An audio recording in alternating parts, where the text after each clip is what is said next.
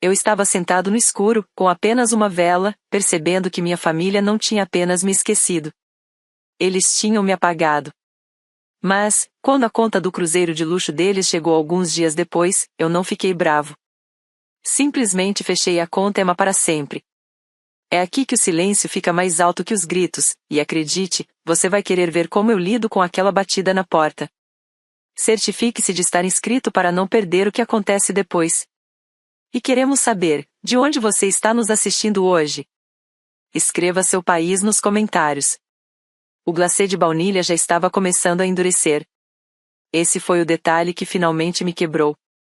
Eu estava sentado no chão do meu apartamento, encostado na parede fria da sala, olhando para uma pequena caixa rosa de papelão da padaria da rua. Dentro estavam 2 cupcakes gourmet, um de limão e outro de baunilha. Eu os tinha comprado sozinho, às 17h30, logo depois de sair do trabalho, dizendo para a barista, com um sorriso forçado, que eram para um pequeno encontro. Essa foi a primeira mentira da noite. Não havia encontro.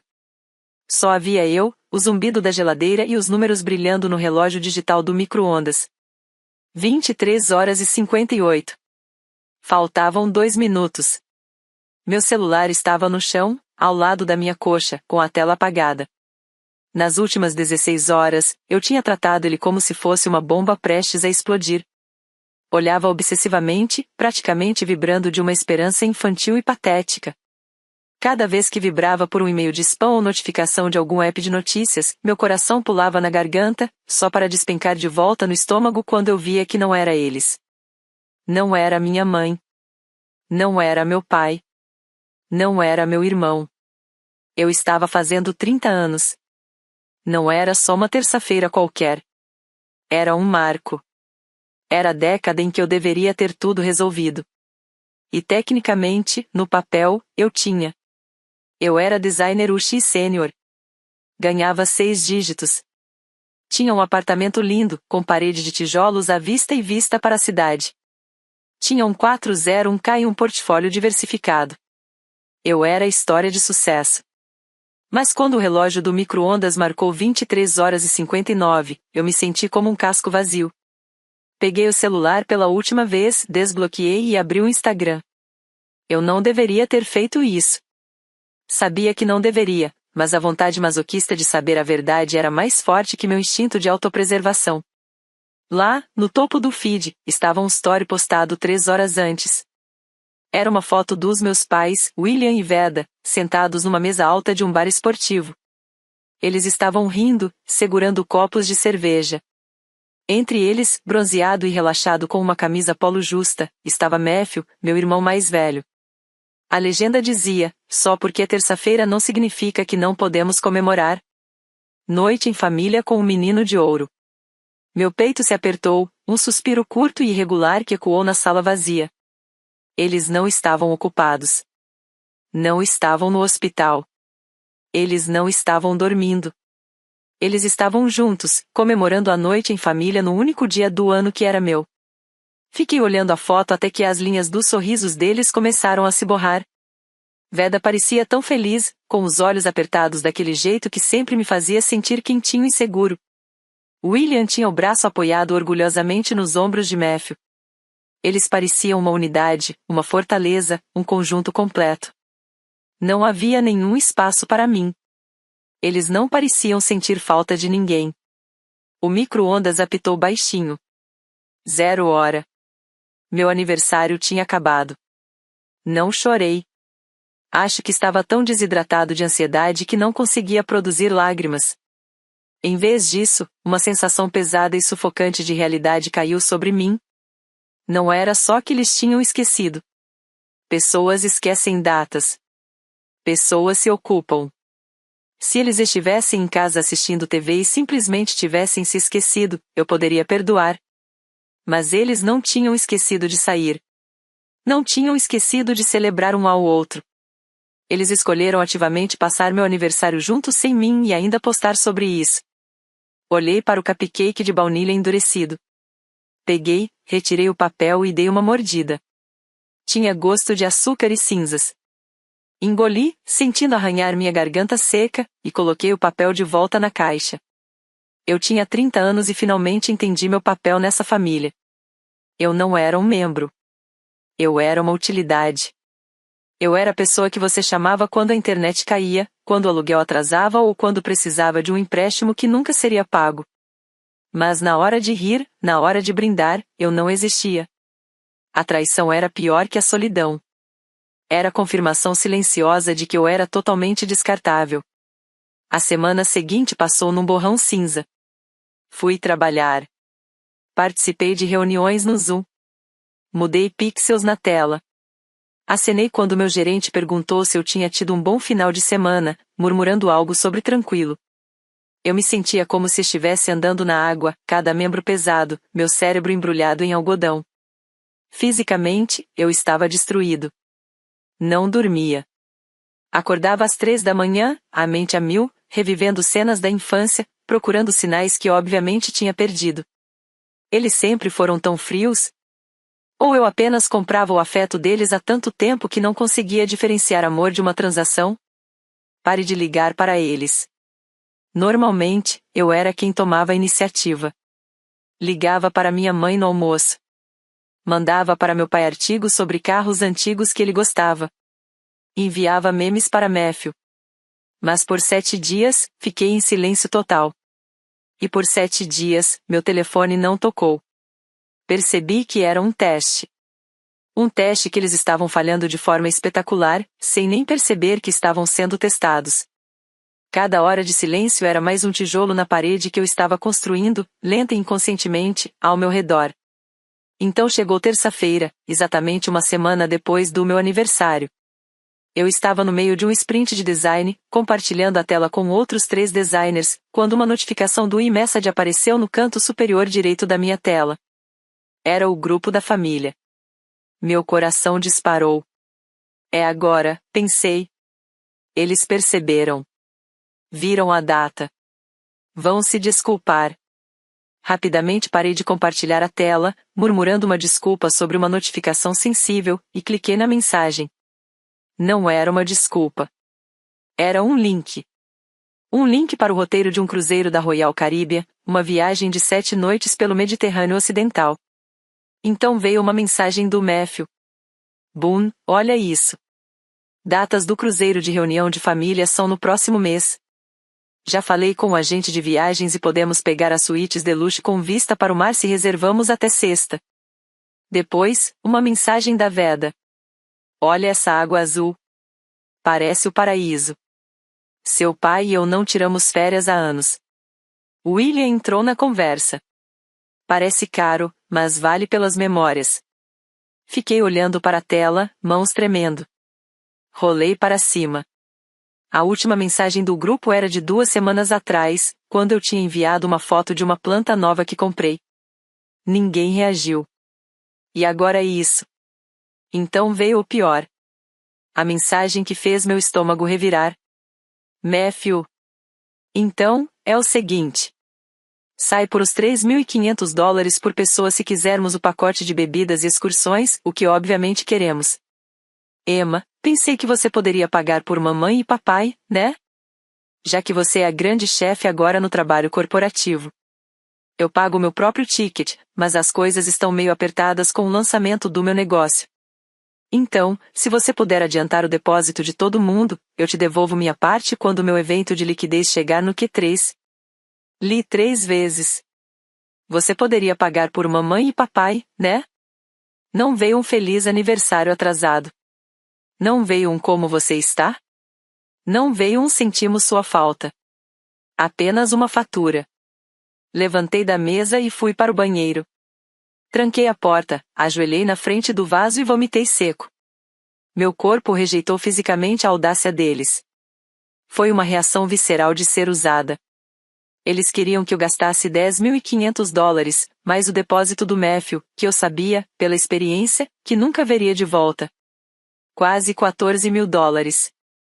Eles queriam férias grátis.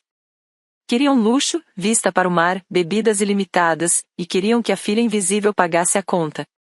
Lavei o rosto com água gelada, olhando meu reflexo. Estava pálida, olheiras profundas, mas algo estava mudando no meu olhar. A tristeza estava evaporando, queimada por uma raiva intensa. Voltei para a mesa. Não respondi de imediato. Deixei as mensagens lá. Veda escreveu de novo. Emma, viu o link? Parece perfeito. Realmente precisamos dessa pausa, querida. As costas do papai estão incomodando de novo. A manipulação era tão grosseira, tão transparente. Usando a saúde do meu pai, que estava bem o suficiente para tomar cerveja num bar esportivo uma semana atrás, para me fazer gastar milhares de dólares. Olhei meu aplicativo do banco. Eu tinha o dinheiro. Eu tinha economizado bastante para dar entrada em uma casa, um sonho que vinha cultivando há 5 anos. Eles sabiam que eu tinha dinheiro guardado. Não sabiam quanto, mas sabiam que eu estava confortável. Eles me tratavam como um cofre, achando que a combinação nunca mudaria. Mas eles esqueceram de uma coisa crucial. Eu era quem tinha as chaves. Para entender por que essa mensagem no celular parecia uma faca nas minhas costas, você precisa entender a história do banco da Emma. Tudo começou quando eu tinha 22 anos, recém-formada. Consegui meu primeiro emprego como designer júnior. O salário não era incrível, mas era constante. No mesmo mês, William se aposentou cedo. Não foi planejado. Ele simplesmente largou o emprego na fábrica porque não gostou da nova gestão. Veda me ligou chorando. Eles estavam sem dinheiro para o financiamento da casa. Só dessa vez, disse ela, só até a aposentadoria entrar. Eu paguei $1.200. Comi miojo por 3 semanas para compensar. Depois foi o aquecedor. Depois o seguro do carro. Depois um tratamento dentário. Nos últimos 8 anos, o só dessa vez virou uma assinatura mensal do estilo de vida deles. Eu paguei os cartões de crédito deles 2 vezes. Comprei um sistema de ar-condicionado novo. Basicamente, subsidiei toda a existência deles para que não precisassem reduzir o padrão de vida. E então tinha Matthew. Matthew, meu irmão, tinha 34 anos. Charmoso, bonito, totalmente inútil. Nunca tinha ficado em um emprego tradicional por mais de 6 meses. Ele era empreendedor. Primeiro, foi um negócio de dropshipping. Eu emprestei $2.000 para o estoque. O estoque nunca chegou, mas ele ganhou um PC gamer novo. Depois foi um esquema de investimento em criptomoeda. Recusei dar dinheiro dessa vez, e Veda não falou comigo por um mês, dizendo que eu estava sufocando o potencial dele e que deveria apoiar os sonhos do meu irmão. Atualmente, Matthew queria ser life coach. Postava frases inspiradoras no Instagram e dizia que estava construindo uma base de clientes caros. Na realidade, ele morava no porão acabado da casa dos meus pais. Um porão que eu tinha pago para reformar 3 anos atrás, só para ele ter seu próprio espaço. Matthew era o antagonista da minha vida, mas de forma sutil. Ele não me batia. Ele me sugava. Era um vampiro com sorriso. Sabia exatamente como jogar com nossos pais. Ele estava fisicamente presente, assistia futebol com o pai e fazia compras com a mãe. Ele dava o tempo dele, algo que eles valorizavam mais do que meu dinheiro, mesmo que meu dinheiro fosse o único motivo de eles terem liberdade para aproveitar esse tempo. Ele controlava a narrativa. Para eles, Matthew era o gênio que lutava e só precisava de uma chance. Eu era a máquina corporativa fria que jogava dinheiro nos problemas, mas não era calorosa como ele. Olhei de volta para o grupo da família. O pedido de $3.500 do Matthew não era só ganância. Era um movimento de poder. Ele queria ser o herói que organizava a reunião da família, aquele que juntava todo mundo para um glorioso cruzeiro pelo Mediterrâneo. Mas ele queria que eu pagasse por essa glória. Queria o crédito sem o custo. Eu podia ouvir a voz dele na minha cabeça, aquele tom suave e despreocupado que ele sempre usava quando eu perguntava sobre pagamento. Vai, eminência, não seja tão chata com dinheiro. Somos família. Dinheiro é só energia. Ele flui. E fluía de mim para ele. Sempre nessa direção. Pensei na última vez que os vi, 2 meses atrás no tanque de vinho. Dirigi 4 horas para chegar lá. Levei 3 tortas e uma caixa de vinho caro. Matthew chegou 20 minutos atrasado, de mãos vazias, vestindo um moletom de $200 que eu sabia que ele não podia pagar. Quando nos sentamos para o jantar, Veda fez um brinde ao Matthew, disse ela, radiante, por finalmente lançar seu site. Estamos muito orgulhosos da sua visão. Ninguém brindou à minha promoção para Senior Lead. Ninguém perguntou sobre o projeto que eu tinha acabado de entregar para 2 milhões de usuários. Fiquei ali, comendo peru seco, percebendo que eu era só a investidora silenciosa do show do Matthew. E agora, a investidora estava fechando o fundo. Olhei a mensagem de novo. Você vai pagar por mamãe e papai, né? O senso de direito escorria da tela. Não era uma pergunta. Era uma ordem. Fechei os olhos e respirei fundo. Pela primeira vez na vida, o medo de perdê-los não era maior que a dor de mantê-los. O vínculo que se rompeu no meu aniversário agora estava pronto para bater de volta. Não ia discutir. Não ia explicar que meu aniversário foi semana passada. Não ia implorar por um pedido de desculpas que eles nem eram capazes de dar. Eu ia fazer algo muito mais permanente. Não respondi ao grupo imediatamente. Meu polegar ficou parado sobre o teclado, tremendo levemente, não de medo, mas de uma clareza repentina e avassaladora. A antiga Emma teria digitado uma desculpa suave. A antiga Emma teria dito: não posso pagar tudo agora, mas talvez eu possa ajudar com o depósito. A antiga Emma teria se desculpado por existir. Mas a antiga Emma morreu no momento em que comeu um cupcake velho sozinha, no escuro, enquanto sua família brindava a sua ausência com o próprio dinheiro dela. Deixei o telefone sobre a mesa, virado para baixo. Precisava ver o estrago. Precisava saber exatamente com o que estava lidando antes de agir. Abri o laptop e entrei na conta bancária de emergência da família que eu tinha criado há 5 anos. Era uma conta conjunta que eu dividia com meu pai, William. O acordo era simples: eu depositava $500 por mês para verdadeiras emergências, franquias médicas, pneu furado, reparos inesperados em casa. Eles deveriam pedir antes de usar, mas com o tempo, pararam de pedir, e eu parei de checar os extratos, confiando cegamente que eles não abusariam da rede de segurança que eu oferecia. Cliquei no histórico de transações. O saldo, que deveria estar em torno de $6.000 com meus depósitos automáticos, era $42,18. Senti um frio subir do pescoço até o rosto. Cliquei para ver os últimos 90 dias de atividade. 14 de janeiro, Draft Kings, $200. 16 de janeiro, Liquor World, $85,50. 20 de janeiro, Caixa Eletrônico Ravu Cassino Floor, $400. 22 de janeiro, GameStop, $65. 24 de janeiro, Prestige Auto Detail, $150. Meu pai não jogava. Meu pai não jogava videogame. E meu pai dirigia um Ford 2014 velho que lavava na garagem com a mangueira. Matthew. Rolei para trás. Era um sangramento. Lanchinhos de posto, lojas de VAP, assinaturas online de canais de esporte premium. Era um fluxo constante do meu dinheiro suado indo direto para o bolso do Matthew, disfarçado de despesas da família. Meus pais tinham dado a ele o cartão de débito. Eles entregaram as chaves do cofre para a própria pessoa que eu estava tentando protegê-los. Então eu vi a transação que fez o quarto girar. Terça-feira, 23 de janeiro, The Rush Anchor Bar and Grill, $184,50.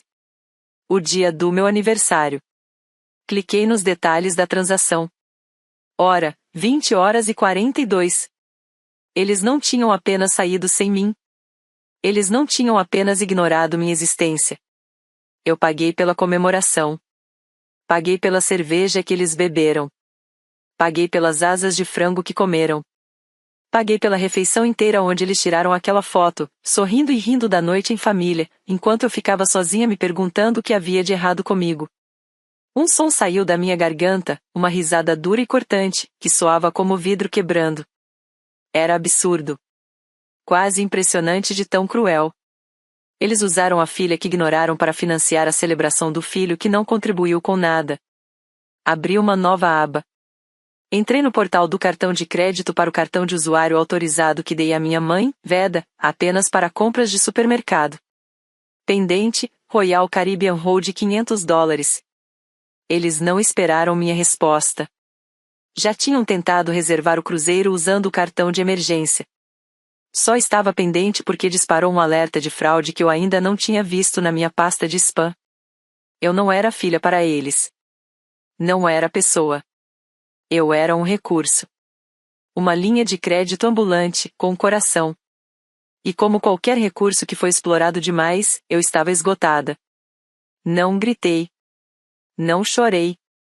Entrei no modo Senior UX Designer. Abordei a situação como um sistema quebrado que precisava ser desativado.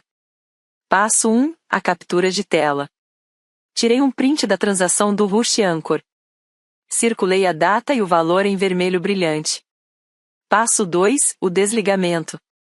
Liguei para o banco. Naveguei pelo menu automático com precisão robótica até falar com um atendente. Preciso fechar uma conta conjunta imediatamente devido a uso não autorizado, disse a atendente, voz firme e neutra. Claro, senhora. Podemos congelar. Não, feche.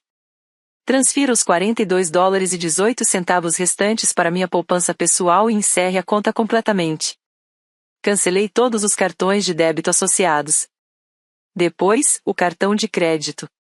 Reporte o cartão que terminava em 4.598, o cartão da minha mãe, como perdido roubado e pedi para encerrar a conta, não para emitir um novo cartão. Depois, o plano de telefone. Entrei na Verizon. Havia 4 linhas. Seleciono 3 delas, William, Veda, Matthew, e cliquei em suspender serviço. Em seguida, iniciei uma solicitação de transferência de responsabilidade para o e-mail do meu pai. Eles tinham 24 horas para assumir os pagamentos ou as linhas seriam permanentemente desligadas. Por fim, os serviços de streaming. Netflix, Hulu, Spotify, plano familiar, trocar senha, trocar senha, trocar senha. Sair de todos os dispositivos. Levei 45 minutos para desmontar a infraestrutura financeira que o sustentou por uma década. Quando terminei, me senti mais leve, como se tivesse perdido 45 quilogramas de peso morto. Peguei o celular. O grupo da família ainda estava lá, esperando. Matthew, oi. Alô, Emma. Não nos deixe no vácuo, o prazo acaba logo. Abri a galeria de imagens. Selecionei a captura de tela da conta do bar no meu aniversário. Digitei 2 palavras, conta encerrada. Cliquei em enviar. Antes mesmo de os recibos de leitura aparecerem, fui nas configurações do grupo. Bloquear contato, Matthew. Bloquear contato, mãe. Bloquear contato, pai. Não parei por aí. Fui para as redes sociais. Facebook bloqueado. Instagram bloqueado. Tranquei a porta da frente, coloquei a tranca, e pela primeira vez em uma semana, respirei fundo. O silêncio durou exatamente 12 minutos. Esse foi o tempo que eles levaram para perceber que conta encerrada não era metáfora. Meu celular, apesar dos bloqueios, começou a mostrar notificações de chamadas bloqueadas no registro de voicemail. Primeira, depois 3, depois 10. O volume de tentativas era impressionante. Em 12 minutos, tentaram me contatar mais vezes do que no ano inteiro anterior. Mas eu havia esquecido uma brecha, o e-mail. Minha caixa de entrada piscou. Era Veda. Assunto: cartões de emergência não funcionam, Emma. Querida, algo está errado. Tentei colocar gasolina e o cartão foi recusado. Seu pai está na farmácia e o cartão dele também não funciona. Estamos tentando ligar, mas vai direto para o voicemail. Por favor, nos ligue imediatamente. Seu pai precisa do remédio para a pressão. Olhei para a tela.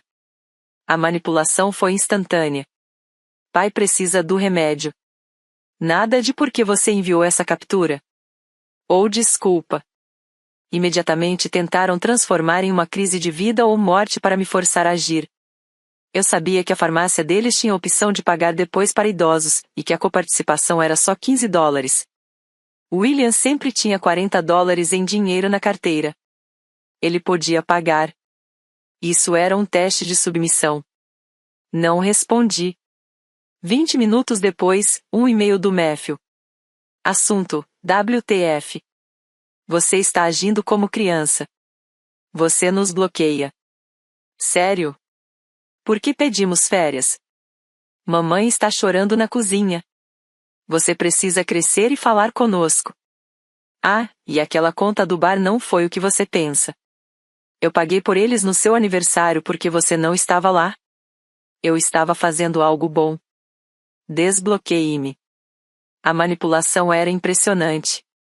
Eu paguei por eles no seu aniversário.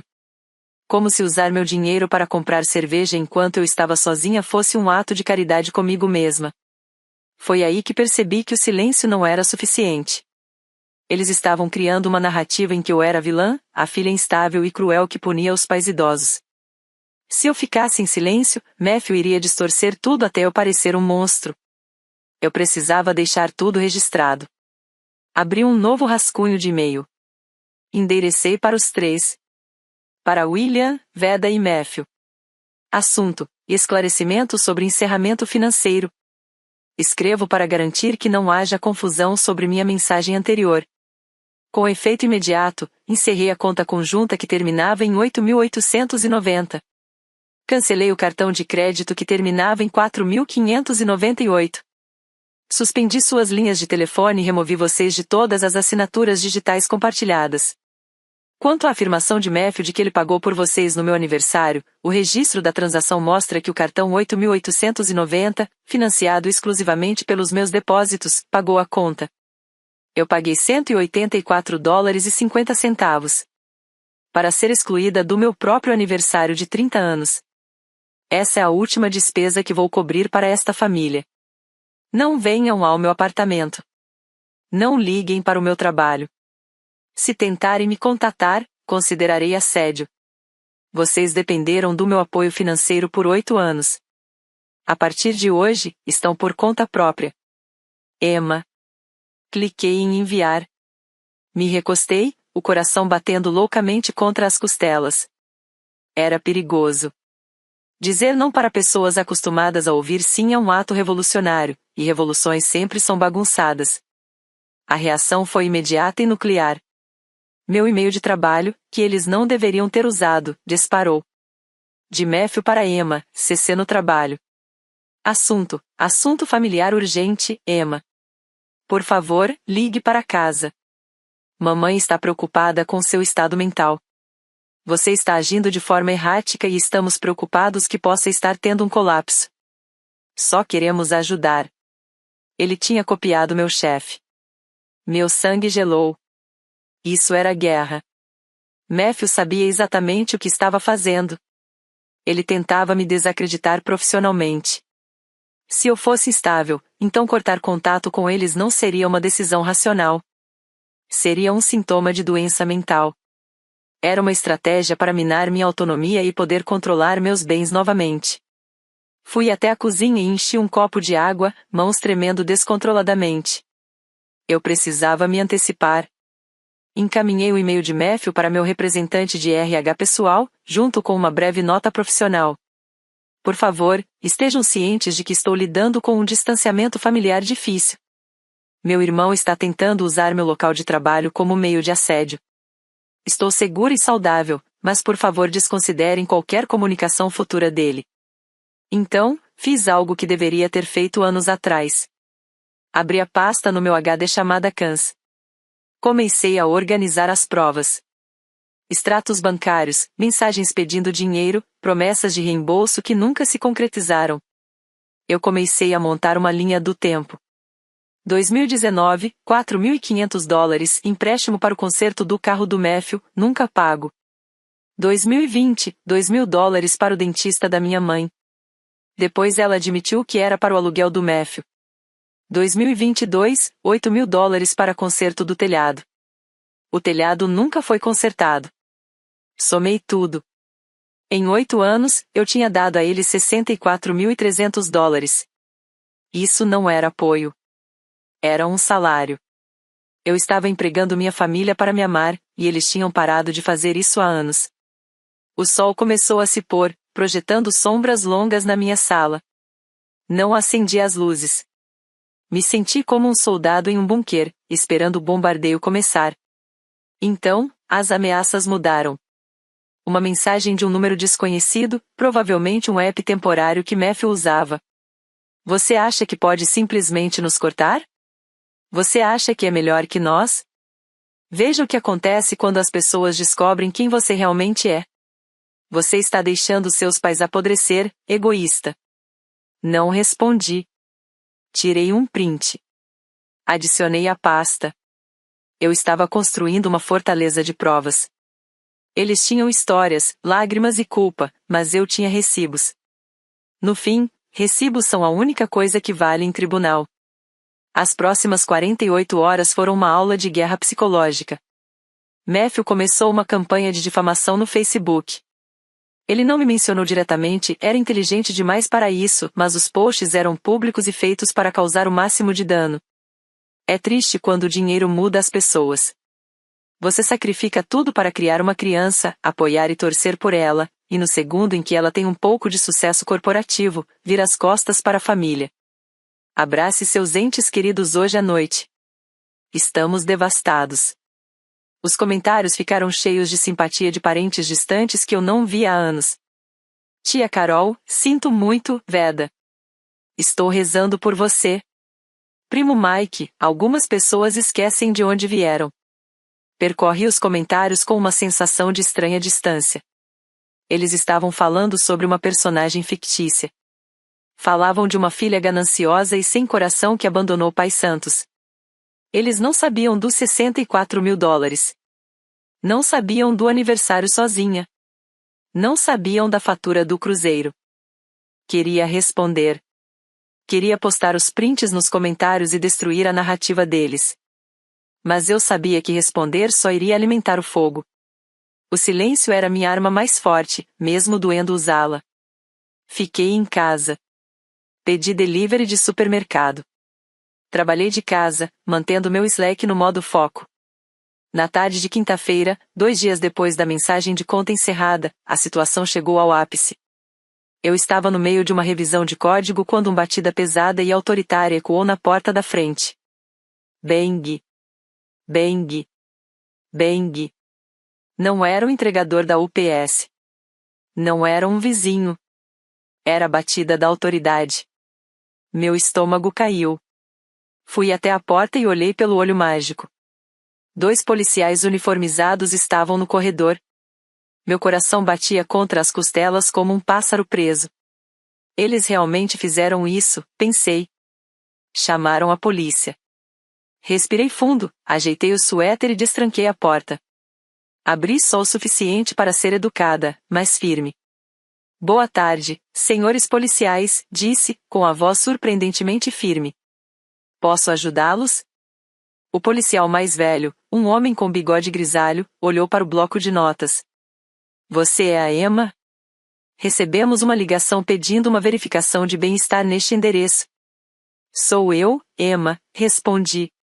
Estou bem. Quem ligou? A ligação veio de um senhor Matthew sobrenome e uma senhora Veda sobrenome, disse o policial, olhando para dentro do apartamento. Eles afirmaram que você está fazendo ameaças de se machucar e enviando mensagens incoerentes e erráticas. Estão muito preocupados com sua saúde mental. A raiva explodiu, quente e intensa, mas eu a apaguei imediatamente com lógica gelada. Se eu ficasse com raiva, gritasse ou chorasse, eu provaria que Matthew estava certo. Eu precisava ser a pessoa mais sã que eles já tinham visto. Entendo, disse, recuando e abrindo a porta mais. Senhores policiais, por favor, entrem. Peço desculpas por minha família ter desperdiçado seu tempo. Eles entraram no meu apartamento. Estava impecável. Minha estação de trabalho estava organizada. Não havia sinais de luta, bagunça ou qualquer evidência de colapso. Estou no meio do meu dia de trabalho, expliquei calmamente. Sou designer UX sênior.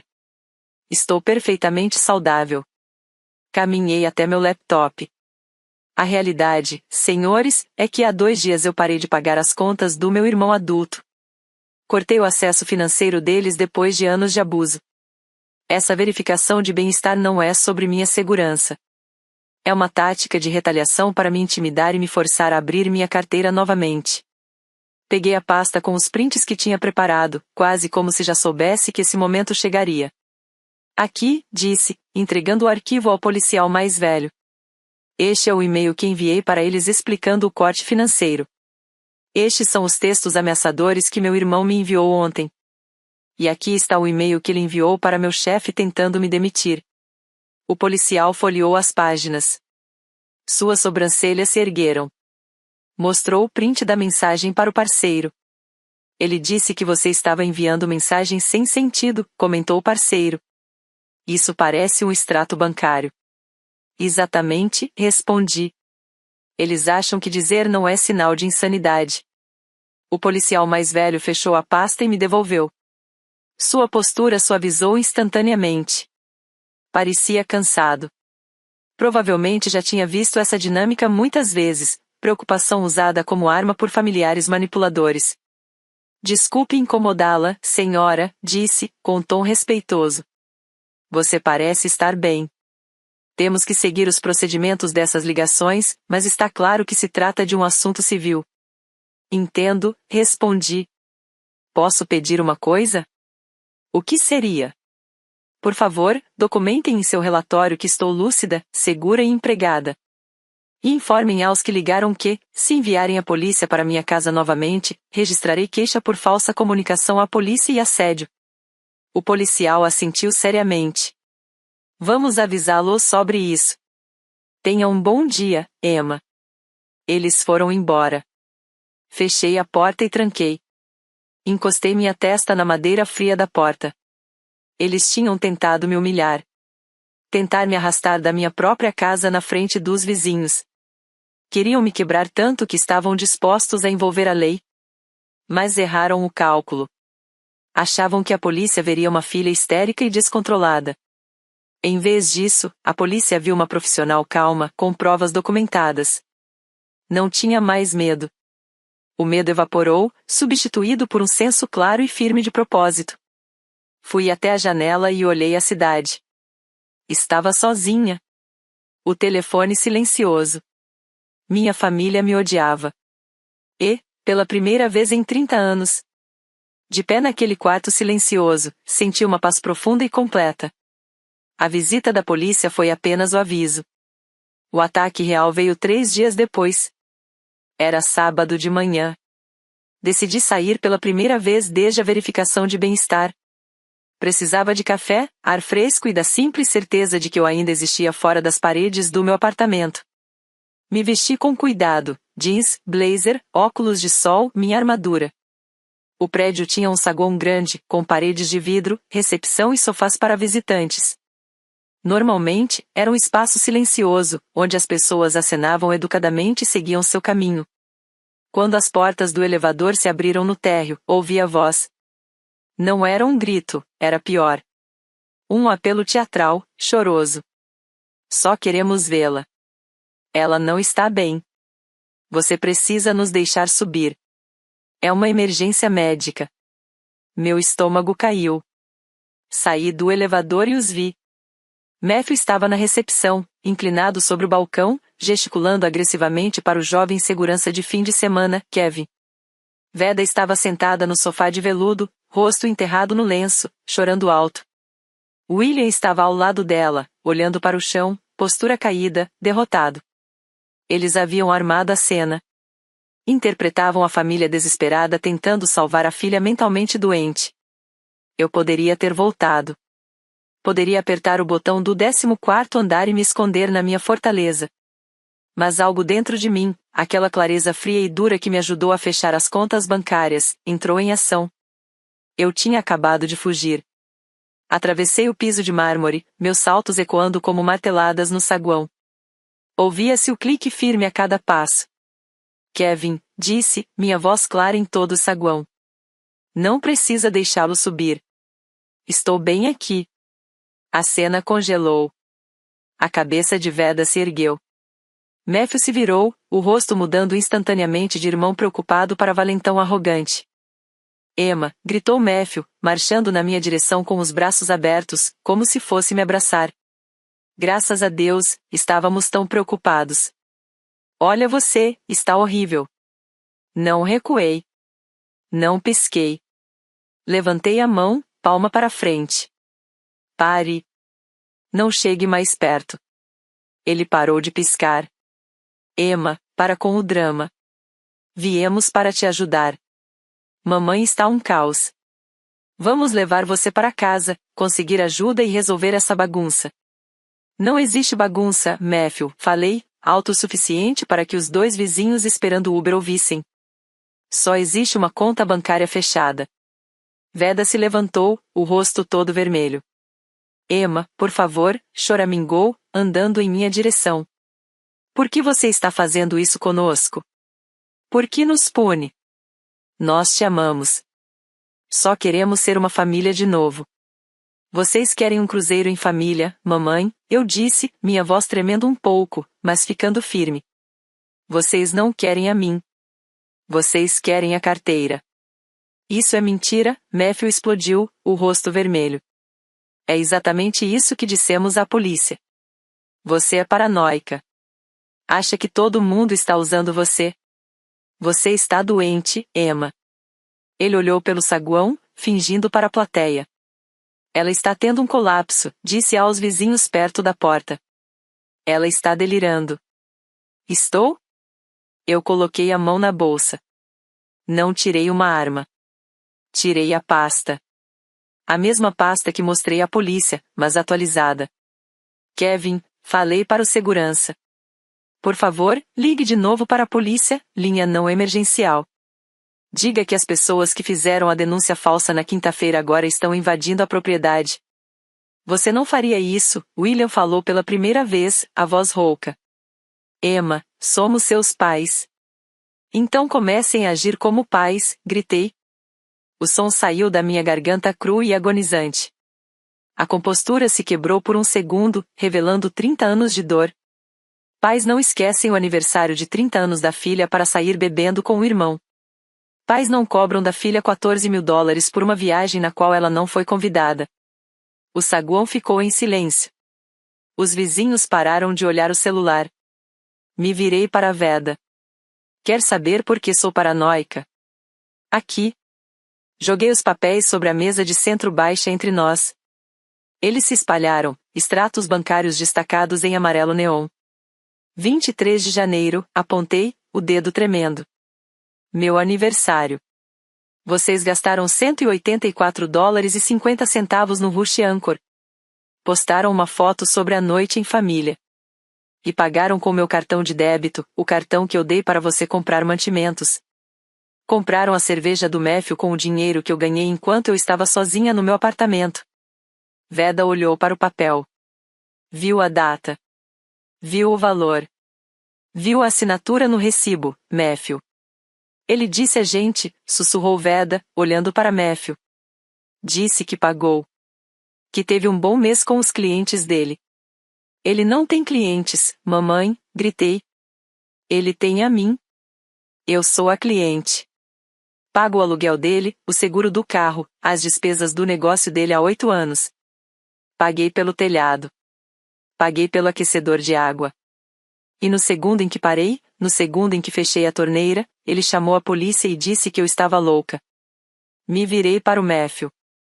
Ele parecia encurralado. Sua máscara confiante e arrogante estava caindo, mostrando o pânico de um parasita perdendo seu hospedeiro. Você está mentindo, cuspiu ele. Ela está falsificando os papéis. Ela.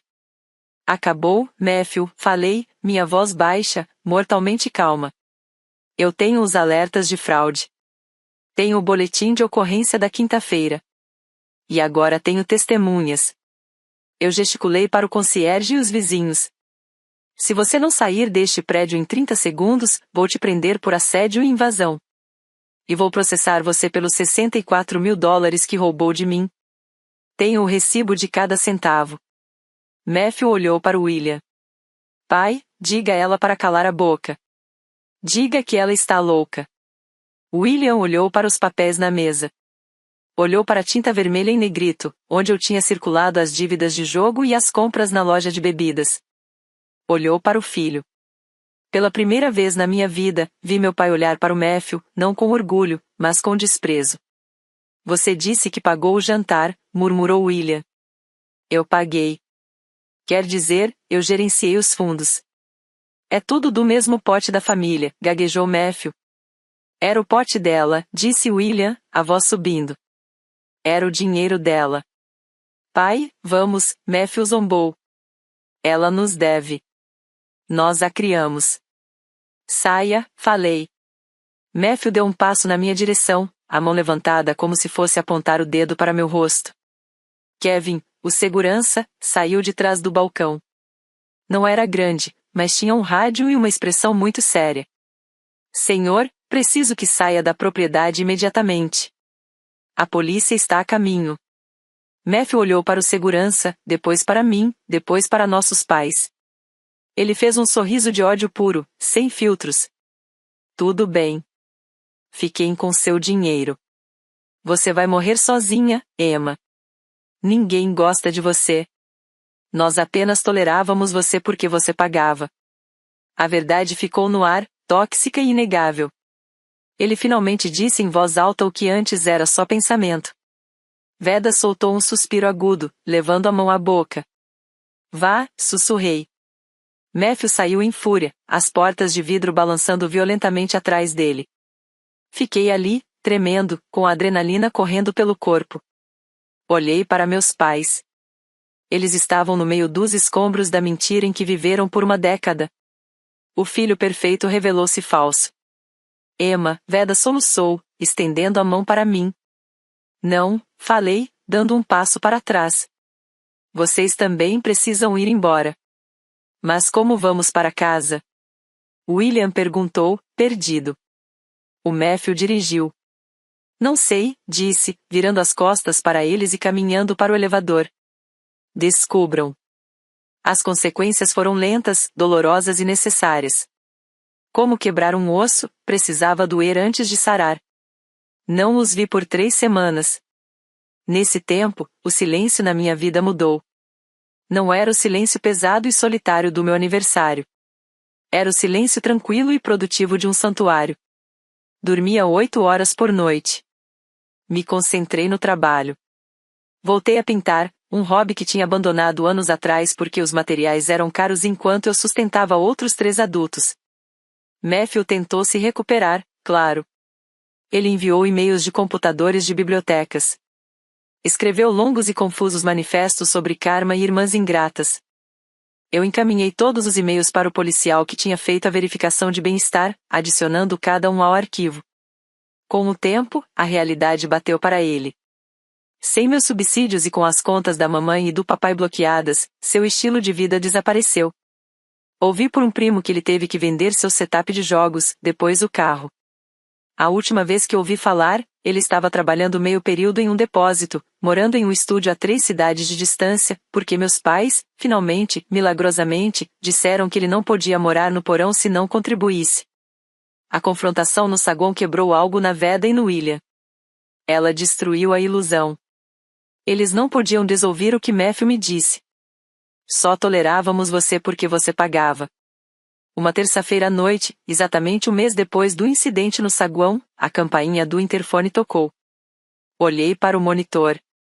Era Veda. Ela estava sozinha. Não segurava um lenço. Segurava um pote de plástico. Eu hesitei. Meu dedo pairou sobre o botão de destravar. Eu não precisava deixá-la subir. Não precisava de nada deles nunca mais. Eu estava livre. Mas apertei o botão. Quando abri a porta do apartamento, ela parecia menor do que eu lembrava. Mais velha. O estresse do último mês havia marcado linhas profundas no rosto dela. Ela estava no corredor, segurando o pote de plástico como se fosse um salva-vidas. Eu fiz lasanha, disse baixinho. Vegetariana, do jeito que você gosta, com espinafre. Olhei para o pote. Não preciso de comida, mãe. Eu sei, ela disse, olhando para os pés. Eu sei que você não precisa de nada da gente. Foi isso que eu finalmente entendi. Ela respirou fundo e me olhou com os olhos marejados. Eu fui ao banco, Emma. Pedi para imprimirem tudo dos últimos 5 anos. Encostei-me na porta, cruzando os braços. E daí? E eu vomitei, disse ela sem rodeios. Sentei no estacionamento e vomitei. Via as transferências. Via as datas. Vi os momentos em que você me disse que estava comendo arroz e feijão para economizar dinheiro, e na mesma semana o Matthew gastou $300 em tênis. Ela começou a chorar, mas não era o choro teatral do saguão. Era um choro quieto, envergonhado. Nós deixamos ele fazer isso, ela sussurrou. Gostávamos que ele estivesse em casa. Gostávamos que ele era divertido. E só. Nós usamos você. Usamos você, Emma, porque você era forte, porque você nunca dizia não. Nós te punimos por ser responsável. Ela colocou a lasanha na mesinha perto da minha porta. Eu o coloquei para fora, disse. Ele se foi. O papai trocou as fechaduras ontem. Senti um nó na garganta. Não era perdão, ainda não. O perdão é um caminho que você precisa percorrer, não uma porta que você simplesmente atravessa, mas era validação. Era verdade. Por que você não me ligou no meu aniversário? Perguntei, a pergunta que tinha começado tudo. Veda recuou. O Matthew disse, ele disse que você estava trabalhando. Que ele te mandou mensagem e você respondeu que estava ocupada demais para a gente. Ele disse, vamos sair. Ela não quer ser incomodada. E você acreditou nele. Era mais fácil acreditar, ela admitiu, com a voz quebrando. Porque se acreditássemos nele, não precisaríamos sentir culpa por nos divertir sem você. Ela me olhou, os olhos suplicando. Eu sinto muito, Emma. Não espero que você abra as contas de novo. Eu não quero seu dinheiro. O papai conseguiu um trabalho meio período na loja de ferragens. Vamos nos virar. Eu só queria que você soubesse que eu te vejo agora. Eu vejo o que fizemos. Olhei para essa mulher que tinha me decepcionado tão profundamente, mas que agora estava no meu corredor, sem ilusões, tentando me entregar uma lasanha. Não a abracei. Ainda não estava pronta para isso. As cicatrizes eram muito recentes. Obrigada pela lasanha, disse suavemente. Veda sentiu, enxugando o rosto. Tudo bem. Tudo bem. Ela deu um passo para trás. Feliz aniversário, Emma. Eu sei que é atrasado, mas feliz aniversário. Boa noite, mãe, respondi. Ela entrou no elevador e foi embora. Levei a lasanha para a cozinha. Sentei na ilha, sozinha no apartamento silencioso. Não liguei a TV. Não olhei para o celular. Percebi então que eu não tinha perdido minha família. Eu tinha perdido os parasitas. O que restava, meus pais, falhos e quebrados como eram, era algo real. Estávamos começando de novo, do zero. Sem dinheiro, sem transações, apenas a verdade. Dei uma mordida na lasanha. Estava fria, mas tinha um gosto melhor do que aquele cupcake alguma vez teve. Eu tinha 30 anos. Minha conta bancária estava cheia. Meu apartamento estava tranquilo. E pela primeira vez, eu não esperava o telefone tocar. Eu apenas estava vivendo.